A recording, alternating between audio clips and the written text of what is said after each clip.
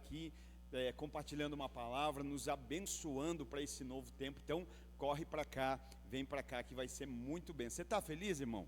Quem está feliz, dá um glória a Deus. Isso, aleluia. Tempo muito abençoado para as nossas vidas. E hoje eu quero falar com os irmãos acerca de um tema. Eu já até ministrei isso há muitos anos atrás, e hoje o Espírito Santo me compeliu a essa passagem, e eu acredito que Ele quer falar algo novo, quer trazer algo novo para as nossas vidas. Então eu quero falar debaixo do tema: devolvendo o trono ao verdadeiro dono.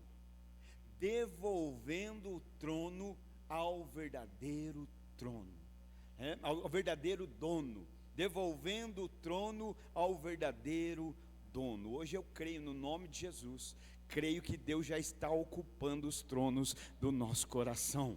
Se não estava, está agora, em nome de Jesus, vai estar até o fim desse culto tão abençoado. Eu quero ler com você um texto que está em 2 Samuel, capítulo de número 15. Nós vamos ler do verso 1 ao verso 11.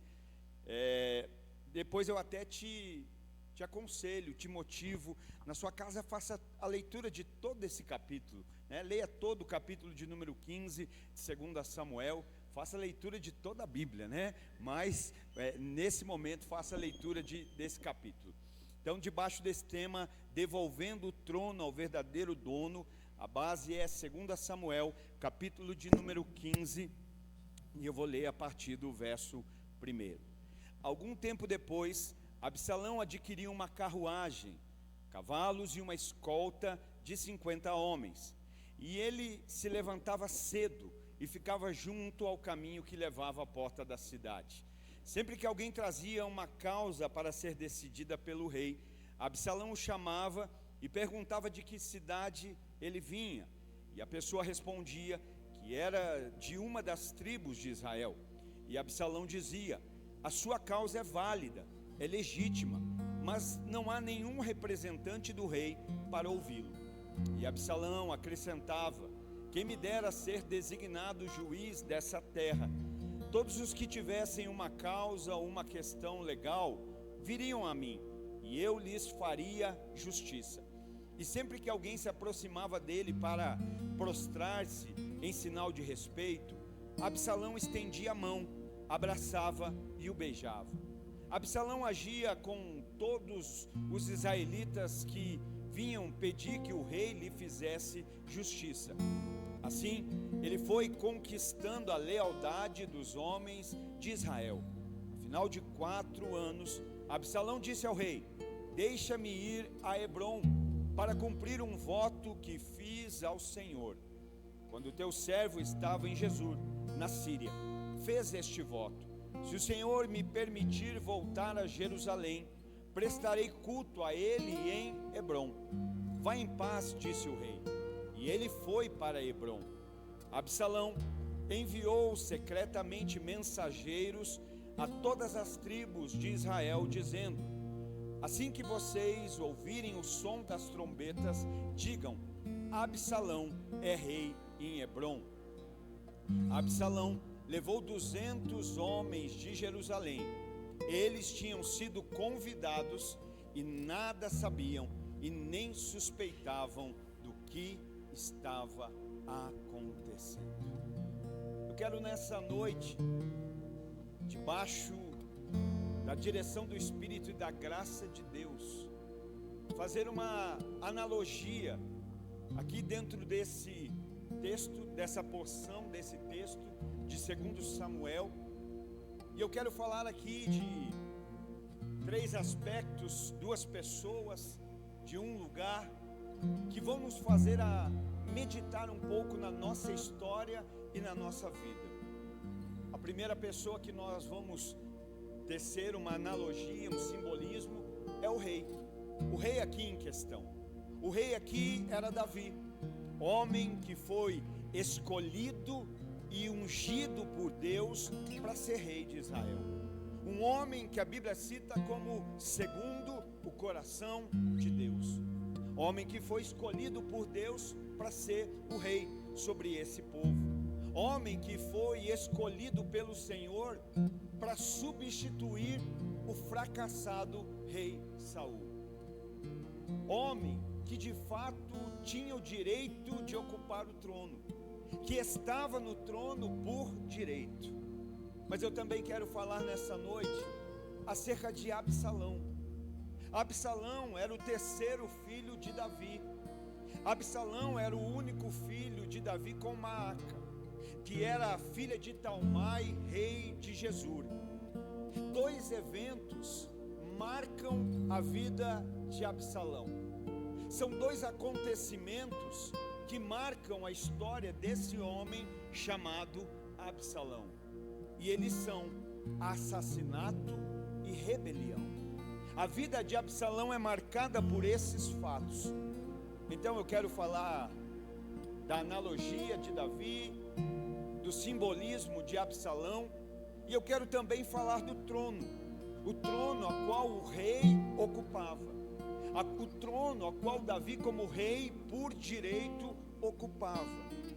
E aqui nós vemos que Absalão estava tentando desmoralizar o rei, fazer com que o rei perdesse o seu crédito, porque o intuito dele era envergonhar o rei para usurpar, para tomar o trono, para ocupar o trono que de fato era de Davi. Então a analogia que eu trago aqui nessa noite, Davi é o rei, mas Davi também é o pai. Então Davi é o pai e rei. Vai fazer analogia na nossa vida Deus, porque Deus é o pai, Deus é o rei, Deus é o soberano, é o todo-poderoso, aleluia. E Absalão quem é? Absalão é o filho, mas o filho caído, o filho rebelde, é o filho que de toda forma está tentando descreditar o pai. Sabe a analogia? Então, se Davi para nós vai ser uma representação de Deus, Absalão é uma representação de Satanás, que está em todo o tempo tentando descreditar o pai, tentando fazer com que ele seja descrido. E o trono fala do nosso coração, o trono fala do centro, do nosso coração, do nosso ser, e nós precisamos pensar sobre isso. Então nós entendemos que ali existia um filho caído, um filho rebelde, um filho que estava obstinado por tomar o lugar que era do pai. Já viu essa história? De um anjo que disse: eu quero estar acima de Deus, eu vou estabelecer o meu trono acima de Deus. Olha só, aqui nós encontramos um filho assim, querendo tomar o trono que é do verdadeiro rei, querendo tomar o trono que é do seu pai, nós encontramos isso. E através das estratégias de Absalão, nós vamos observar a forma como ele fez, as estratégias que ele usou para tomar o trono, porque de fato isso aconteceu. Por isso eu te oriento a terminar de ler esse capítulo na sua casa. Isso de fato aconteceu. Então nós vamos ver que nas estratégias de Absalão houve muita semelhança, há muita semelhança nas estratégias que Satanás usa para tentar desocupar esse trono que está ocupado pelo Deus Todo-Poderoso, que é fiel, que não muda e que escolheu habitar em nós. E nós vamos meditar a esse respeito, essas semelhanças, para que a gente possa cuidar, para que a gente possa vigiar, para que esse trono jamais fique desocupado, irmão.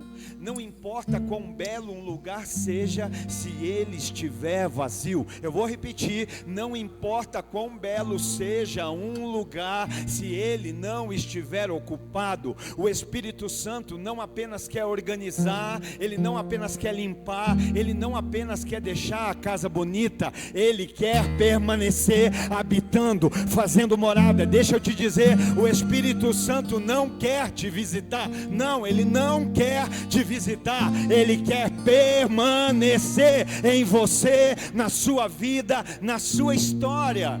Então não importa quão bela seja a casa, se ela estiver desocupada, Porque algo desocupado, mais rápido do que você imagina, pode ser invadido. Algo que não tem ninguém ocupando pode ser invadido. Então, nós vamos meditar, nós vamos ver aqui algumas das estratégias que esse homem usou. No verso 1 diz que Absalão preparou para si cavalos e carruagens.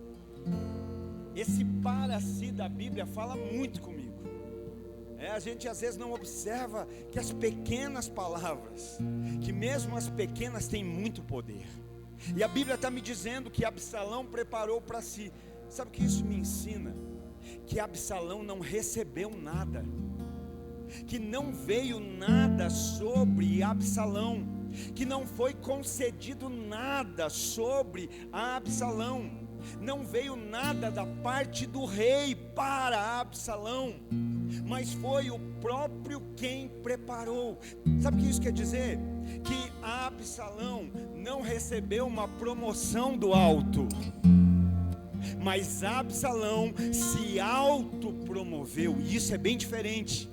Eu acredito que esse é tempo em que Deus vai promover muitos para serem servos extraordinários nessa terra, agentes de bênção nessa cidade. Você pega isso, faz sentido essa palavra? Alguém mais fora eu recebe essa palavra?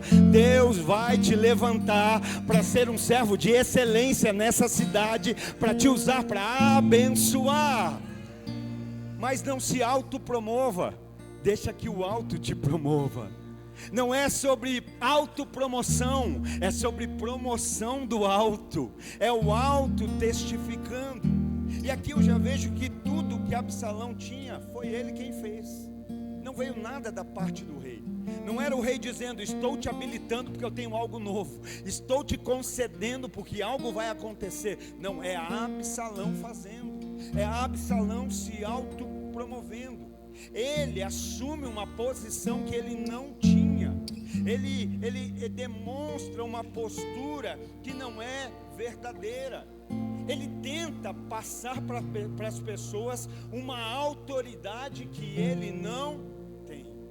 Olha só, uma posição que não tem, uma postura que não era verdadeira, uma autoridade que ele não tinha. Sabe, hoje a estratégia de Satanás é exatamente a mesma. A estratégia do inimigo das nossas almas, de Satanás, é a mesma. Como assim? Ele quer fazer parecer que ele tem o poder que ele não tem. Não, eu vou repetir para você glorificar que você é crente. Os crentes pentecostais vieram para a igreja hoje, vieram para o culto de ceia celebrar ao Senhor. Satanás quer te fazer acreditar que ele tem o poder que ele não tem. Aleluia! Como assim?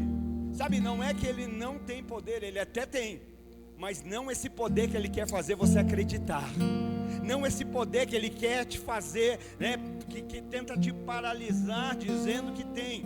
Ele até tem poder, mas não esse poder que ele tem. Pastor, mas agora eu fiquei com medo, porque se ele tem poder, deixa eu te dizer, não tema, porque se Satanás tem poder, o Deus que você serve é todo o poder. Aleluia! Satanás pode ter uma medida de poder, mas o grande eu sou que nós servimos é o Shaddai. Aleluia! Ele é todo o poder. Isso deveria ser mais importante para nós. Eu estou andando, eu estou firmado com aquele que é todo o poder. Não é à toa que a minha Bíblia diz que operando ele, quem? Ele que é todo o poder, operando ele, nada nem ninguém pode impedir. Se ele que é todo o poder é conosco, quem será contra nós? Então a estratégia muitas vezes é essa: querer mostrar para você que tem um poder que ele não tem e te botar medo. Sabe, querido, quando nós entendemos quem Deus é e quem nós somos em Deus, quem tem que ter medo não é você de Satanás, é Satanás de você. Vamos lá, vamos ver do meu lado esquerdo aqui está mais animado. Quando você entende quem é Deus e quem você é nele, quem tem que ter medo não é você de Satanás, mas é Satanás de você. Quem as pessoas dizem que eu sou? As pessoas dizem que o Senhor é um profeta. Elias, Jeremias, um profeta. E vocês, quem dizem que eu sou? Pedro toma a frente e diz: o Senhor é o Cristo, o Filho do Deus vivo. Quem é Jesus para você? Quem é Jesus para você? Quem é Jesus para você? Quem você diz que Jesus é? Esse é o papel de Lagoinha na face da terra, dizer quem Ele é. E Ele é o Cristo, o Filho do Deus vivo. Pedro diz: tu és o Cristo, o Filho do Deus vivo. Boa coisa tu disseste, Pedro, mas isso não vem de você, não vem da carne. Você só sabe isso porque o meu Pai te revelou. E glória a Deus, porque aquilo que sabemos, sabemos da revelação do Pai. E é isso que nos importa, é isso que nos interessa, é isso que direciona a nossa vida. Então agora, Pedro, que você entendeu quem eu sou, você vai entender quem você é. Você é Pedro, Petrus, fragmento de rocha. Aleluia. Você é Petrus, fragmento de rocha. E digo mais, Pedro, eu vou estabelecer a minha igreja, e as portas sobre essa rocha. Agora Jesus está falando sobre ele, né? Pedro, você é fragmento de rocha, cascalho de rocha. Jesus é a rocha verdadeira. Jesus diz esse, né? Mas ele diz: sobre essa pedra, Jesus, estabelecerei a minha igreja. Está entendendo? Pedro diz quem Jesus é, Jesus diz quem Pedro é nele, e agora ele diz como vai ser a vida da igreja. Ah, meu Deus, será mesmo que nós temos que ficar fazendo campanha para a porta abrir, quando nós temos unção para abrir toda e qualquer porta que o inferno tentar fechar diante de nós? Você entende quem eu sou? Eu digo para você quem você é. Você é Pedro, Petrus, fragmento de rocha, e sobre a rocha verdadeira estabelecerei a minha igreja, e as portas do inferno não prevalecerão contra ela. Está entendendo? Satanás tem que olhar e dizer: está vindo lá que as portas do inferno não prevalecem contra ele. Você tem que saber quem você é, a partir de entender quem Deus é para você. O texto no verso 2 então diz: e Absalão se levantou cedo. Até que parece que Absalão é um cara muito legal, e dá até uma fisionomia de crente, não dá não? Não dá? Olha só, você fala: não, esse Absalão é um cara muito gente boa, rapaz. É preparado, acorda cedo, né? Tá ali, né? E a Bíblia diz: Absalão se levantou cedo e se pôs ao lado do caminho do portão. Olha o que Absalão faz agora. Absalão se coloca num lugar estratégico. Agora ele sabe um lugar onde as pessoas que vão procurar o rei vão passar. E agora ele se coloca nesse lugar, nessa posição estratégica, ao lado do caminho. Ele está ao lado. A Bíblia diz que Satanás está ao nosso derredor, bramando como um leão, buscando aqueles que ele possa tragar. Mas ele está ao derredor. Absalão está ao lado do caminho, ele não está no caminho. E ali, toda vez que alguém ia falar com o rei, ele estava para quê? Para que quando ele visse alguém indo até o rei, ele intervir. Ele entrava, ele se apresentava naquele caminho para impedir que aquela pessoa fosse diante do rei, que ela estivesse de fato na presença do rei. Então aqui qual era a estratégia de Absalão? Eu vou distrair todos aqueles que procurarem o rei, todos aqueles que decidirem levar uma causa até o rei. Eu vou entrar no meio do caminho, eu vou me apresentar e eu vou fazer eles mudarem o caminho. Eu vou distraí-los, eu vou trazer a distração. Ele chamava a atenção para si. Sabe, infelizmente hoje muitos acabam não ouvindo a voz de Deus, porque tem permitido que o inimigo os distraia. É aquele dia que se diz, acorda e diz: hoje eu vou buscar Deus, e hoje eu não saio do meu quarto enquanto Deus não falar comigo. Hoje eu não saio de cima da Bíblia enquanto Deus não me iluminar a revelação que já existe. E de repente surge uma distração, alguém te chamando para algo, às vezes que parece até bom, mas deixa eu te dizer, nada é melhor do que aquilo que Deus pode fazer em nós e por nós. Mas a distração vem para tentar nos tirar desse caminho, e muitos estão nesses dias caindo nessa cilada, na cilada da distração. Na parte B do verso 2 ele diz então: de que cidade tu és? Olha só como até aqui esse cara parece um cara muito legal. Tenho cavalos, estou aqui, preparei o que eu precisava, acordei cedo, bem cedinho, estou aqui na beira do caminho. E eu te digo, da onde você vem? O que é que Absalão está fazendo? Ele está demonstrando interesse pela vida daqueles que estão procurando o rei. Absalão está dizendo assim: olha, eu me preocupo, da onde você vem, quem é você? Eu quero saber mais de você. Ele está demonstrando um certo interesse. Absalão demonstra um interesse pelo problema das pessoas. Absalão demonstra um interesse pelas suas causas. Na verdade, Absalão não estava interessado nas pessoas. O que ele queria é que elas se desinteressassem de se relacionar com o rei. Sabe, Satanás não está interessado na gente, irmãos, mas ele está altamente ligado, obstinado em nos fazer nos desinteressarmos por um relacionamento com Deus. Sabe, a estratégia é a mesma, não mudou. O que ele queria, na verdade, não era porque se interessava pelas pessoas, mas era as levar ao desinteresse por Deus.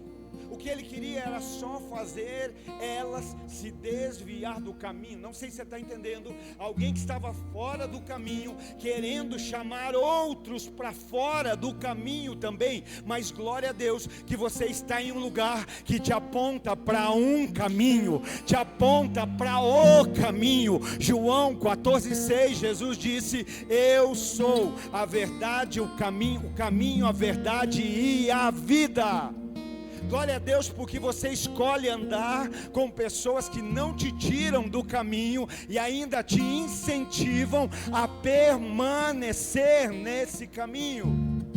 Mas o intuito de Absalão era tirar do caminho aquelas pessoas que estavam buscando ao rei. O propósito principal de Absalão, filho rebelde do rei, era ferir o seu pai, era afrontar o seu pai. Tudo que ele queria era isso: afrontar, envergonhar. Ele não se preocupava com o sofrimento do povo. Sabe o que Satanás mais quer hoje? Ele quer que o próprio povo que Deus criou envergonhe o seu nome. Hoje a proposta dele é essa, através da distração. Olha, para que você vai tirar tempo de leitura bíblica? Para que você vai tirar tempo de oração? Para que você ir no culto domingo? Você não precisa disso. Tem coisa melhor. Olha, vai aproveitar a tua vida, você é jovem. Olha, tem tua família, vai aproveitar. E no verso 3 ainda ele diz assim: e Absalão lhe dizia: vê, as tuas questões são boas e retas, porém não há homem algum designado pelo rei para te ouvir. Não sei se você entendeu o que acontece aqui, mas Absalão chama para a conversa, demonstra um falso interesse, e depois de agir dessa forma, ele concorda com a questão das pessoas que ali passavam.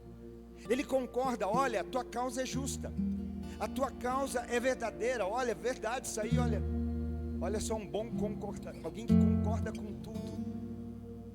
Sabe, alguém que está ali concordando: olha, a tua causa é justa, é isso aí mesmo, a tua questão é justa. Absalão não confrontava ninguém, ele concordava com todo mundo. Não era sobre confrontar, era sobre concordar. Olha, a tua causa é justa.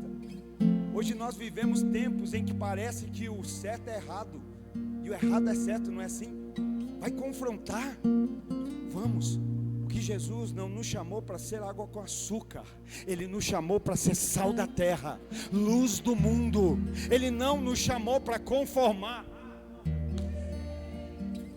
Se alguém aqui entendeu que a igreja, que o papel do cristão é se conformar, leu a Bíblia errada.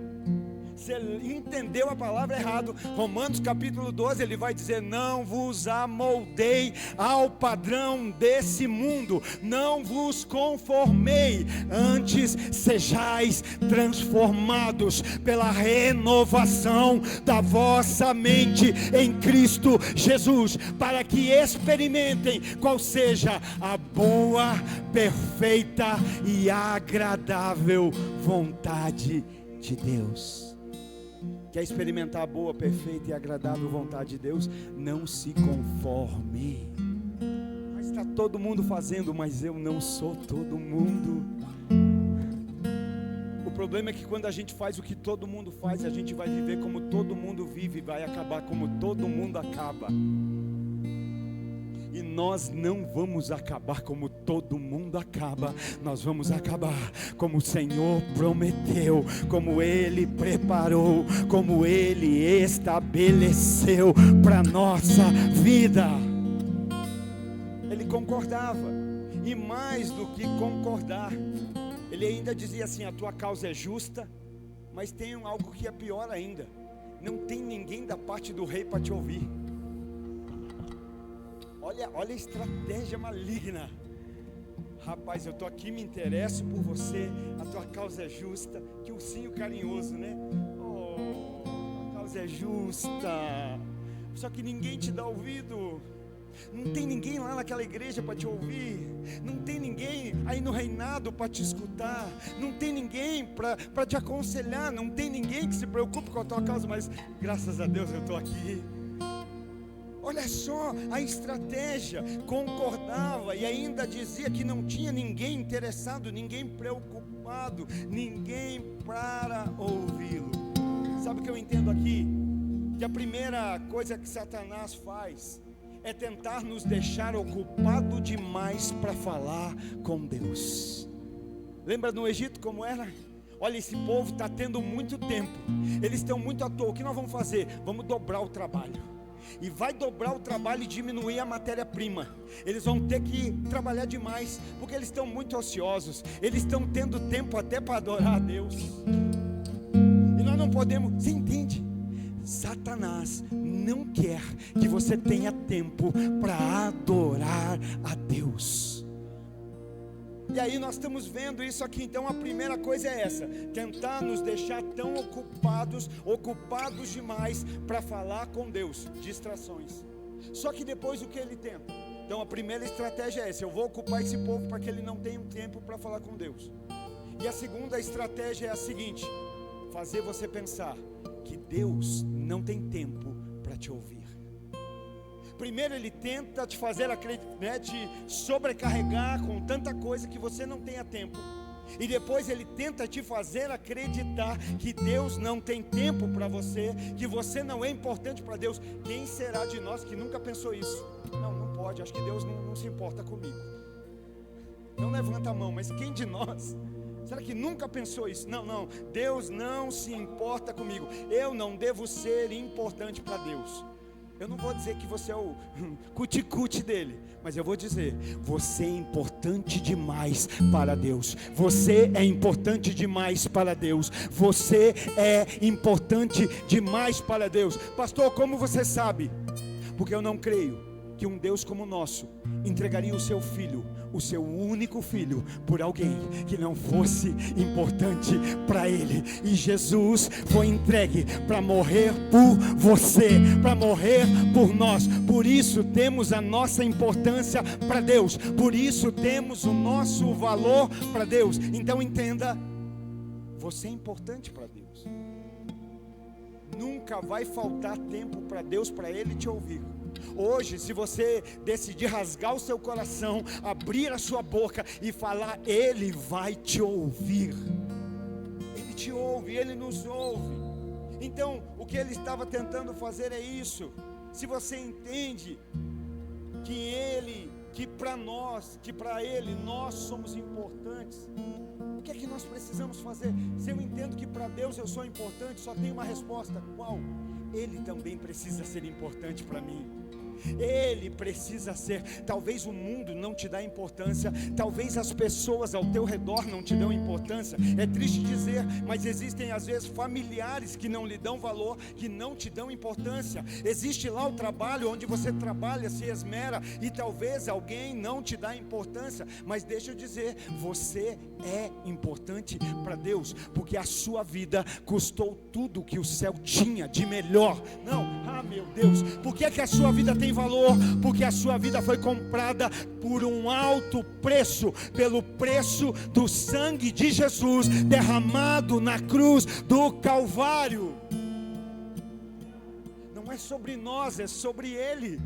É o vaso que não tem valor, o vaso em si não tem valor, mas o que carrega é tesouro. O tesouro está dentro, o valor está dentro, e nós entendemos isso.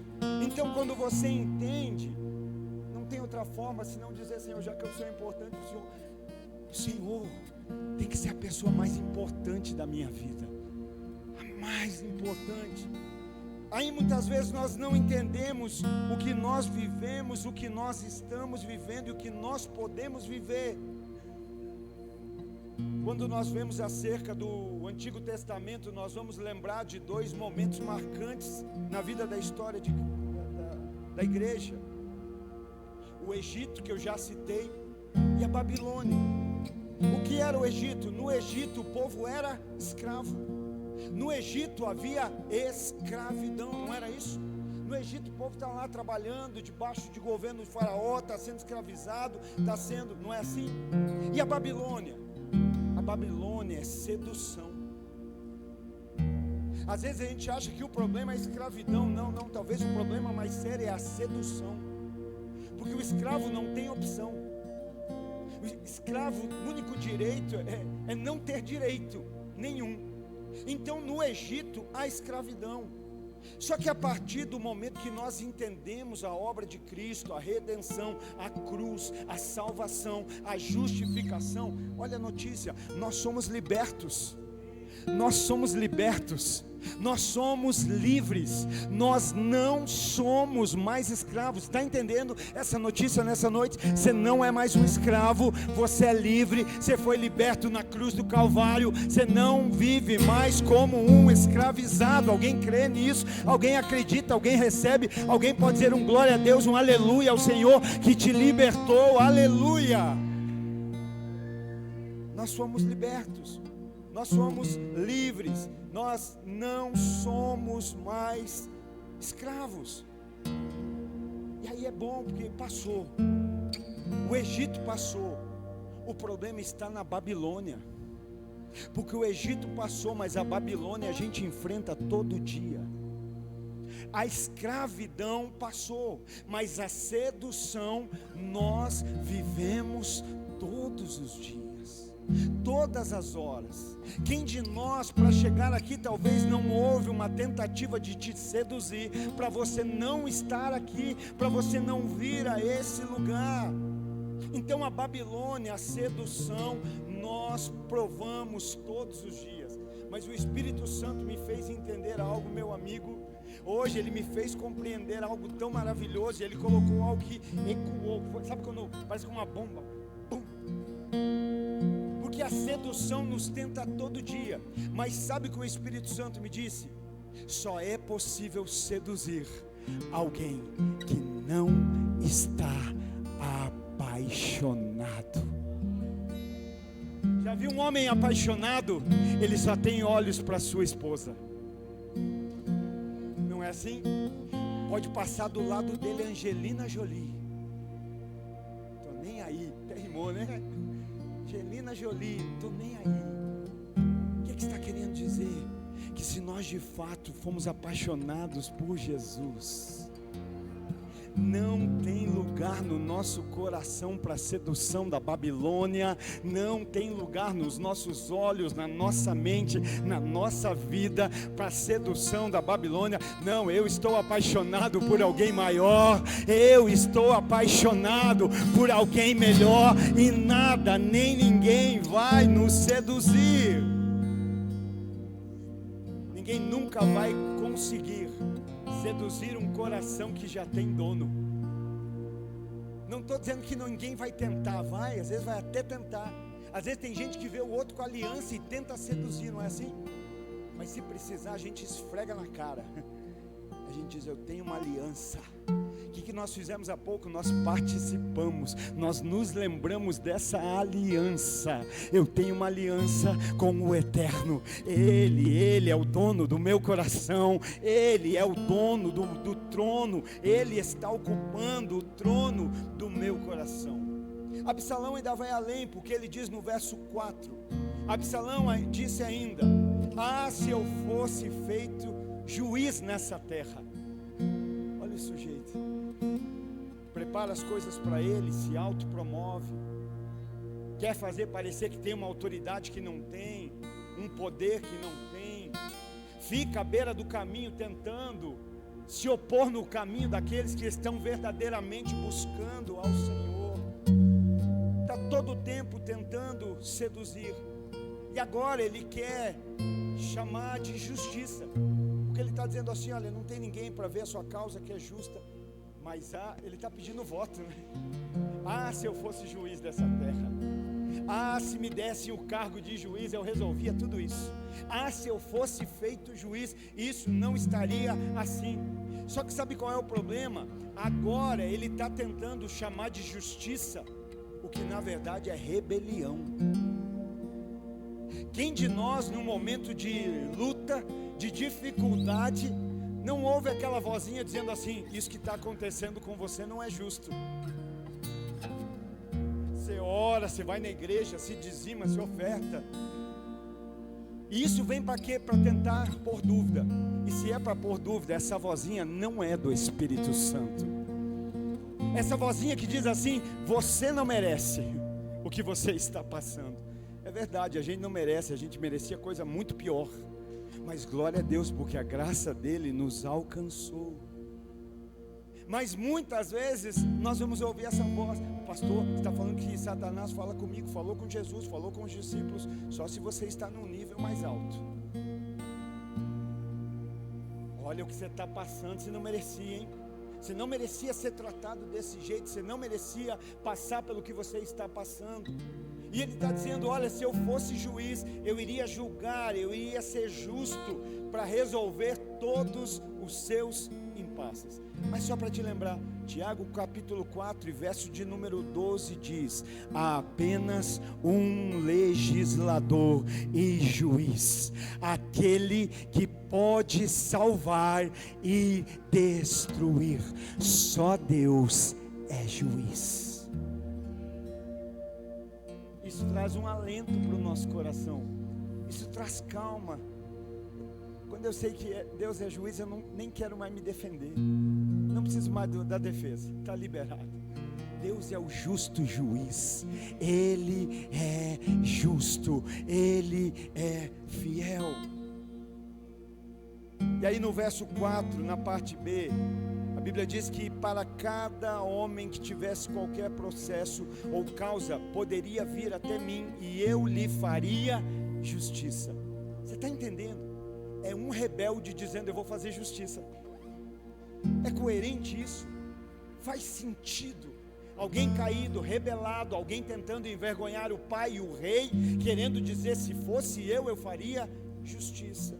Alguém que pretendia ir ao rei, era seduzido por Absalão, e ele diz: farei justiça por você.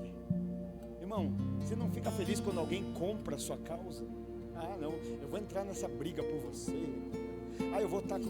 Claro, irmão, vamos levar o fardo uns dos outros, vamos orar um pelos outros, mas eu não preciso ganhar causa nenhuma por você, porque existe alguém que já ganhou, alguém que já fez de você mais do que vencedor. Aleluia. Nós podemos sim, aos outros, podemos e devemos apontar o caminho. Nós somos apenas setas. Quem aqui se apega com placas na estrada? Quem aqui? Você só lembra para onde aquela seta te apontou? E esse é o nosso papel, apontar que existe um caminho maior, um caminho mais excelente, um caminho melhor para as nossas vidas. É apontar para Ele, E alguém que está ali, alguém que está tentando justificar, exercer justiça, só que alguém que ia até Ele não era justificado, mas sem perceber se tornava um rebelde. Alguém ia até no intuito de receber justiça, mas se tornava um rebelde como ele. Verso 5, parte A diz: e assim foi que quando qualquer homem dele se aproximava para lhe prestar reverência. O que aconteceu agora? Agora o sujeito começa a ter reverência daqueles que o procuram. Agora ele começa a ser reverenciado. Está entendendo o poder da sedução? Olha, eu vou te escutar, ninguém te escutou, eu te escuto. Ninguém parou para te ouvir, eu paro para te ouvir. A tua causa é importante, a tua causa é válida, a tua causa é justa e ninguém deu bola, mas eu estou dando, eu estou aqui te ouvindo e estou te dizendo que se eu fosse juiz, tua causa era ganha. O que acontecia a partir da sedução? Aqueles que lhe davam ouvido passavam a reverenciá-lo, passavam a prestar a ele reverência. Esse é o foco de Satanás, nos desviar do verdadeiro relacionamento com Deus, e dessa forma nos fazer se prostrar a Ele. Quantas vezes eu digo isso? Às vezes as pessoas falam: não, Satanás se levantou. Irmão, pega isso no nome de Jesus. Jesus é poderoso, Deus é eterno, não há ninguém maior, não há ninguém mais poderoso. Deus é o Todo-Poderoso, aleluia. Não há nada que possa acontecer se Ele não permitir. Então eu não acredito que na vida de alguém que crê em Deus, que confia nesse Deus, alguém tão inferior, e vou declarar, tão inferior, alguém vencido, derrotado como Satanás, possa se levantar. O que acontece é que muitas vezes, quando não entendemos quem somos e quem Jesus é, nós nos rebaixamos. Somos nós que estamos nos prostrando diante daquele de quem não deveríamos nos prostrar. A única área que Ele deveria conhecer da minha vida é a sola do meu pé, é o tamanho que eu calço, é a bota, é a sola da nossa bota. Mas muitas vezes nós estamos dizendo que está se levantando por quê? Porque talvez com as nossas atitudes incoerentes, inconsistentes com o Evangelho, nós nos rebaixamos. Eu disse aqui na quarta, pensa sobre isso. Pecado não é um item de uma lista que você quebra. Não é. Pecado, é uma lista de regras que foi quebrada da minha igreja. Não. Pecado é algo que entristece o Espírito Santo. Quando nós pecamos, nós entristecemos o Espírito Santo. Quando não importa se é pecadinho ou pecadão, não é que eu quebrei a regra, é que eu estou entristecendo.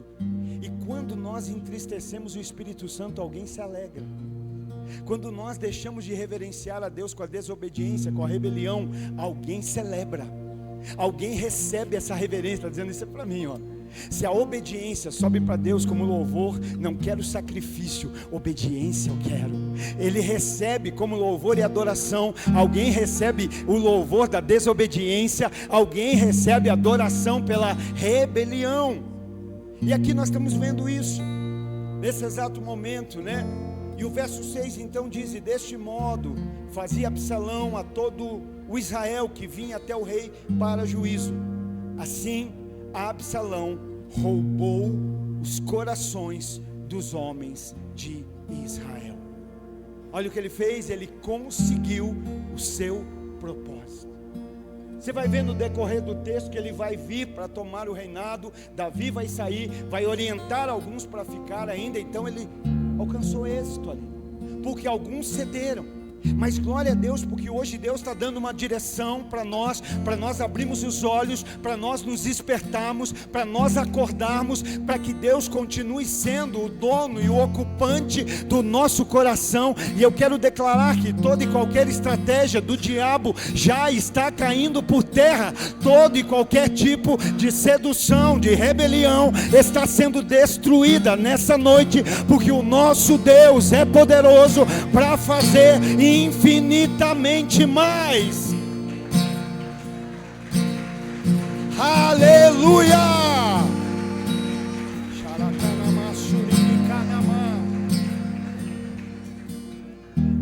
O coração dos homens foi roubado, mas eu declaro em alto e bom som que o inimigo não vai contaminar o teu coração.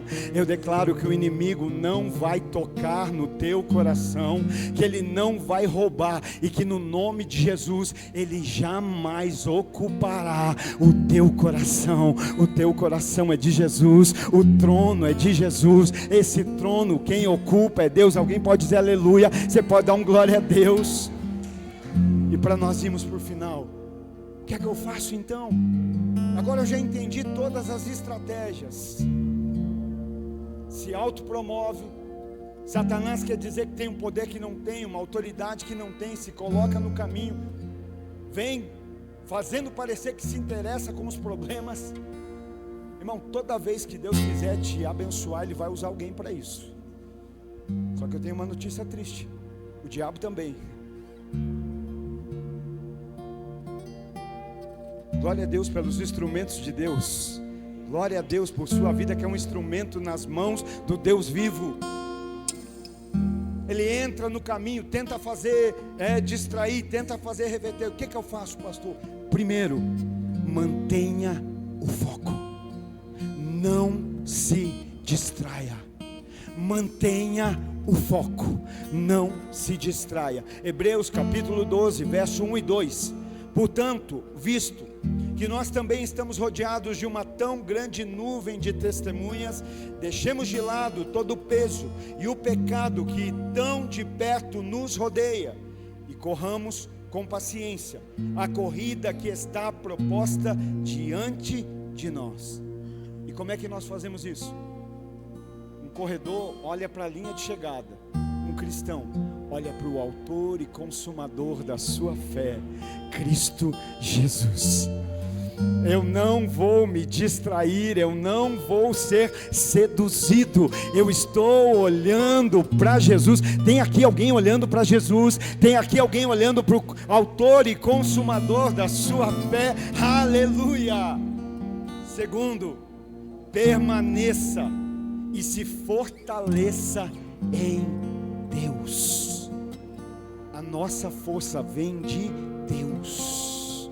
A tua força não vem do noticiário. A tua força não vem do mundo natural. Não, vamos lá ver quais são as últimas notícias. Não, a última notícia que me interessa eu já sei. Eu sei que o meu Redentor vive. E que no final Ele se levantará sobre toda a terra. Eu sei que o meu Redentor vive. Se fortaleça nele. Efésios 6 e 10. E finalmente, meus irmãos, sede fortes no Senhor e na força do seu poder. Terceiro, se apaixone todos os dias por Jesus. Sabe o que alguns casais fazem? Eles guardam aquelas declarações. Lembra daquelas? Hoje não existe mais, né? Cartinhas, declarações, fica numa caixinha no guarda-roupa. E de repente tem dia que ou ele ou ela vai lá e pega aquela cartinha e abre e começa a ler de volta, não é assim? E quando você começa a ler, parece que aquela paixão incendeia. Você começa a se lembrar, porque pode passar o tempo que foi escrito, mas não passou o tempo de ser sentido. O tempo que foi escrito foi no passado, mas o sentimento é atual. A carta foi lá no começo do namoro, mas o sentimento só aumentou. O que é que eu faço então para me apaixonar? Leia a declaração todos os dias. Como é que eu faço para me apaixonar a cada manhã? Esse é o problema, que a gente acorda, a gente já está preocupado, tem trabalho, tem não sei o que para fazer, tem não sei o que lá, e sai correndo. Não, eu sou uma pessoa muito ocupada, eu tenho muita coisa para fazer. Sabe, a cada amanhecer, vá ler de volta a declaração. Abra a declaração e leia.